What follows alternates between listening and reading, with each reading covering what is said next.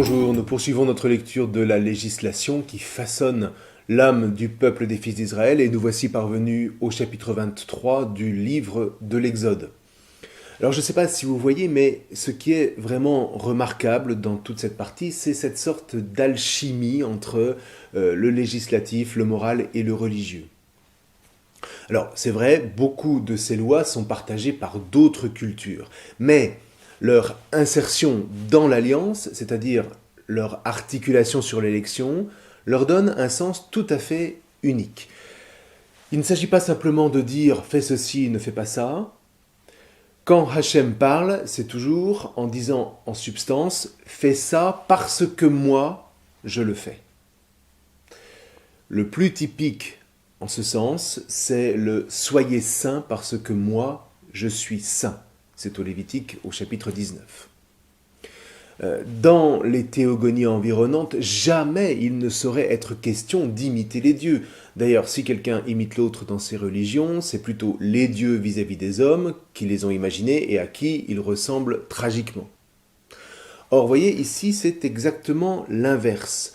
Ce qui fonde la législation d'Israël, c'est la sainteté première de Hachem, qui motive la sainteté du peuple. Alors, encore une fois, je vous rappelle que sainteté signifie mise à part. Donc, selon même que Hachem est unique et à part, eh bien, sa sainteté induit chez le fils d'Israël un comportement unique et à part que vient justement cibler la Torah. Ce qu'on lit ici, c'est la charte qui cadre le comportement de l'élu, c'est-à-dire le comportement de celui qui décide de répondre à la sainteté de Hachem à travers sa propre sainteté, c'est-à-dire à travers son obéissance à la Torah. Bien. Alors, les versets 1 à 3 forment un tout dont la première phrase constitue la thèse et dont la suite est le développement. C'est l'application concrète du 9e commandement du Décalogue, « Tu ne mentiras pas », « Tu ne te feras pas complice du malfaiteur à travers un faux témoignage ». Mais à l'opposé, « Tu ne participeras pas non plus à la vindicte populaire contre le malfaiteur ». D'autre part, littéralement, « Tu n'orneras pas le faible », c'est-à-dire tu n'inventeras rien pour magnifier le faible du seul fait qu'il soit faible. La faiblesse ne fait jamais l'innocence. Non qu'il ne faille pas prendre soin des plus pauvres, puisque la Torah vient explicitement de rappeler au chapitre précédent que ceux qui oublieront la veuve et l'orphelin auront affaire à Hachem. Mais la Torah n'est pas pour autant idéologique, elle ne déclare pas innocent le pauvre du seul fait qu'il soit pauvre. Surtout en matière de procès, il faut savoir raison garder et combattre les complaisances naturelles. Donc le droit, c'est-à-dire la justice, s'impose irréductiblement à celui qui s'inscrit dans le cadre de l'alliance. Alors donc, attention à la complaisance partisane. Mais encore, au verset 4, attention au droit dont est redevable même ton ennemi quand il est en détresse. Et on se rappelle là que l'âne et le bœuf sont les symboles de ce qu'il y a de plus vital pour toute famille. Donc si les animaux de ton ennemi sont en détresse, eh bien, en tant qu'ils sont vitaux pour lui, tu lui dois assistance. Là encore, pas question de se laisser aller à l'aversion spontanée, toujours au nom de cette sainteté qui convoque les fils d'Israël à lutter contre tout comportement injuste. Voilà ce que signifie être un peuple saint, être un peuple à part. Voilà ce que signifie vivre dans le cadre de l'Alliance. Au verset 6, retour au procès concernant les pauvres qui appartiennent au peuple des fils d'Israël. Tu ne dévieras pas le droit de l'indigent. Alors, comme au verset 2, il s'agit d'une déviance par le moyen du mensonge, ce que confirme le verset 7, vous voyez, vraiment, dans l'Alliance, on fait une guerre sans merci contre le mensonge qui peut porter jusqu'à l'assassinat du juste et de l'innocent. Alors là, la sentence tombe comme un coup près. Moi, Hachem, je ne justifie pas le coupable. Et au verset 8, haro sur la corruption. Et dans le droit fil des versets 1 à 3 qui débouchaient sur la considération de l'ennemi, eh bien, les versets 6 à 8 vont déboucher, eux, sur celle du résident, c'est-à-dire l'immigré, celui qui vit au milieu du peuple sans faire partie du peuple. Or, la notion d'ennemi et de résident sont liées. Rappelons-nous que pour Pharaon, le résident, c'était l'hébreu qu'il considérait comme un ennemi potentiel. Eh bien ici, c'est la même chose, de sorte que si même l'ennemi est sujet de droit, on vient de le voir, a fortiori, le résident l'est tout autant.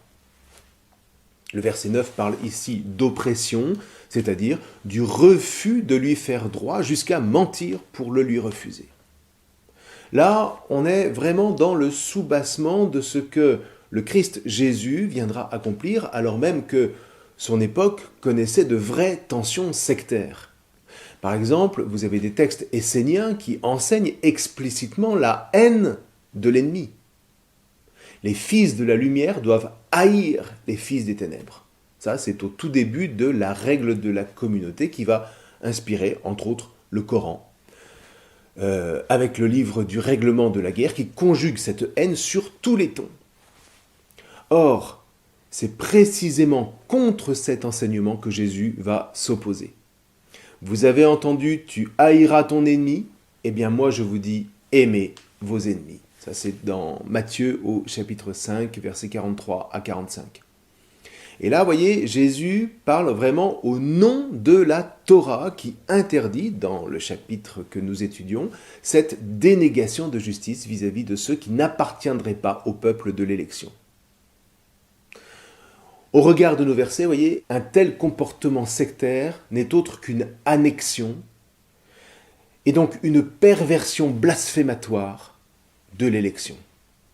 Donc vous voyez, ces versets sont quand même très très loin d'être anodins. Alors, on continue la lecture, retour au verset 10 sur le Shabbat, on est toujours dans le développement du décalogue. D'abord, l'année shabbatique, une notion qui n'est pas tout à fait nouvelle, puisqu'il en était déjà question en Exode 21.2. Il fallait relâcher l'esclave israélite la 7e année de son esclavage. Ici, c'est la même idée. Ce que tu possèdes, c'est-à-dire l'avoir, eh bien, tu ne le possèdes pas jusqu'à l'épuiser, même la terre. Pourquoi ? Eh bien, parce que dans le fond, tu n'es pas le maître du monde. Tu n'es pas Hachem. Or, si Hachem, qui est le maître du monde, vit le Shabbat, ça nous a été rappelé dans le Décalogue toujours, alors, eh bien, le peuple qu'il s'est choisi et qu'il convoque à la sainteté se doit d'agir à son niveau sur le modèle de Hachem, c'est-à-dire ne pas vivre dans le royaume du pur avoir, mais dans le royaume du temps auquel préside le rythme du Shabbat. Un rythme qui va concerner chaque semaine, mais aussi les années. Cette idée d'année shabbatique sera amplement développée au chapitre 25 du livre du Lévitique. Reste que si cette discipline est énoncée dès à présent, eh bien c'est pour insister sur la dimension sociale qui, elle aussi, et peut-être même surtout dans le peuple saint, ne doit jamais tomber dans les pièges de l'avoir. On l'a déjà dit et on le redira, gérer le peuple de l'Alliance, c'est inscrire sa vie dans le mystère du temps, de sorte que puisse émerger en son sein ce qu'on appelle proprement l'histoire. Aujourd'hui, l'histoire est devenue une sorte de journalisme événementiel du passé auquel on refuse toute finalité. Une espèce de barque qui voguerait au hasard de l'évolution des mentalités, mais surtout de manière complètement anonyme et sans direction précise. Or, le résultat est là, le mystère du temps disparaît au profit de l'utilitaire. Le mystère de l'être disparaît dans les prisons de l'avoir, de sorte que l'homme et la création sont réduits à l'état d'outils de production et de consommation, qui ne sont dans le fond qu'une forme élaborée d'esclavage dont Hachem, notamment par le peuple qu'il met à part, veut précisément libérer les hommes en leur restituant ce que le péché veut leur dérober, c'est-à-dire le mystère du temps. Donc, on voit bien la pertinence de cette Torah qui est en train de se mettre en place, qui ne se contente pas d'énoncer des principes généraux, mais veille à concrétiser ses propos. Des propos qui concernent toute la création, non seulement les hommes, mais aussi la terre, en termes d'années shabbatiques, et les animaux domestiques. Vous voyez, ça, c'est une dimension que les catholiques et les protestants ont perdue, et c'est très dommageable. Nos frères orthodoxes sont bien plus attentifs à cette dimension cosmique de la révélation, et de ce point de vue-là, ils sont sans doute les plus fidèles à l'esprit de la Torah.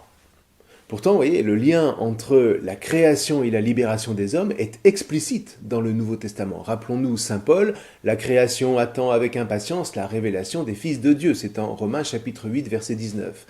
Eh bien, ça commence par cette dimension concrète de la Torah, le bœuf et l'âne, autant que les serviteurs et les servantes, autant que les résidents étrangers qui vivent au sein du peuple élu, tous sont appelés à inscrire dans leur existence le mystère du temps, la dynamique de l'histoire, qui est une histoire sainte, une histoire à part, c'est-à-dire une histoire de libération dont Hachem est le héros.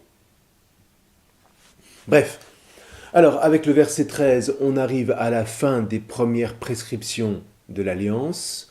De fait, ce verset signe une grande inclusion avec le début du Code de l'Alliance en Exode 20, versets 22-23, avec la reprise de l'interdiction de la vénération d'autres dieux que Hachem. Alors, que nous dit cette inclusion ?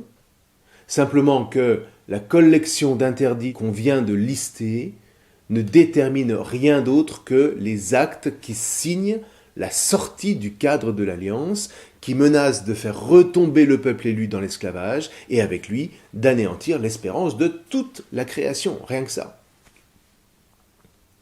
Or, la première chose à laquelle il faut impérativement veiller, c'est de ne pas renier l'acte libérateur initial opéré par Hachem, et donc ne pas oublier Hachem en se tournant vers d'autres dieux. Il ne faut même pas avoir leur nom à la bouche, ce que Jésus validera on ne peut plus clairement en disant « c'est ce qui sort de la bouche de l'homme qui rend l'homme impur ». Et l'impureté, c'est précisément la sortie de la sainteté. Vous voyez, Jésus est constamment en train de se référer à la Torah. Il n'invente rien. Simplement, il porte cette Torah à son accomplissement en replaçant toute cette législation sainte sous le patronage de l'amour, du don de soi rendu possible dans la puissance de la résurrection, c'est-à-dire de la victoire définitive de la vie sur la mort. Alors, relisez bien tout ce passage en vous rappelant qu'il s'agit d'une législation basée sur la jurisprudence, c'est-à-dire qu'on ne part pas des lois générales mais des situations concrètes, des situations vécues sur le terrain. Mais du coup, ces principes généraux résumés dans le décalogue n'en ont que plus de poids. Ils s'enracinent dans le concret de la vie de l'homme, dans sa chair, de sorte que si nous, chrétiens, nous ne pratiquons pas à strictement parler ces différentes lois particulières attachées au peuple des fils d'Israël, néanmoins, ça ne nous empêche pas de nous inscrire bel et bien dans la juridiction générale que visent concrètement ces lois, à savoir l'attachement au seul vrai Dieu, le Dieu sauveur, qui nous convoque à une moralité de haute tenue, dans la conscience, à notre tour, d'être mis à part, en tant que chrétiens, au milieu des nations.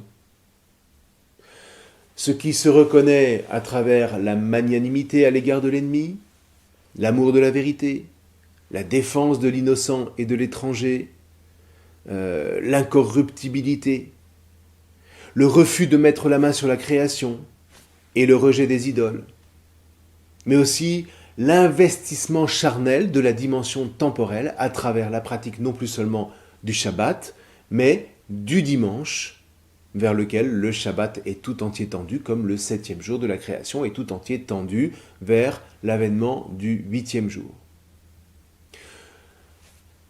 Formulé sous la bannière du commandement de l'amour véritable, un chrétien quelle que soit sa culture, valide absolument tout cela. Vous voyez, c'est ce mouvement qu'il faut bien saisir, parce que sous cet angle, le Christ Jésus porte bel et bien la Torah de Moïse à son accomplissement. La Torah montre le chemin, non pour l'accaparer, mais pour l'ouvrir à toutes les cultures et à toutes les nations, à travers le Christ Jésus, qui pour le coup est ce chemin de vie et de liberté. Autrement dit, pour arriver à la qualité de cette sainteté, eh bien, il a fallu passer par les lois particulières de l'Alliance, dont nos frères juifs restent tributaires. Mais en tant que chrétiens non juifs, c'est-à-dire en tant que goyim craignant Hachem par Jésus, ou craignant le Père par le Fils, si on préfère, nous avons été greffés sur la Torah, dont la sève qui l'anime mystérieusement depuis la fondation du monde, c'est-à-dire l'amour de Hachem, ouvre le mystère du temps, désormais, à tous les hommes. Voilà. Alors, nous verrons la suite du chapitre 23 la prochaine fois. D'ici là, je vous souhaite une très bonne lecture. Je vous remercie.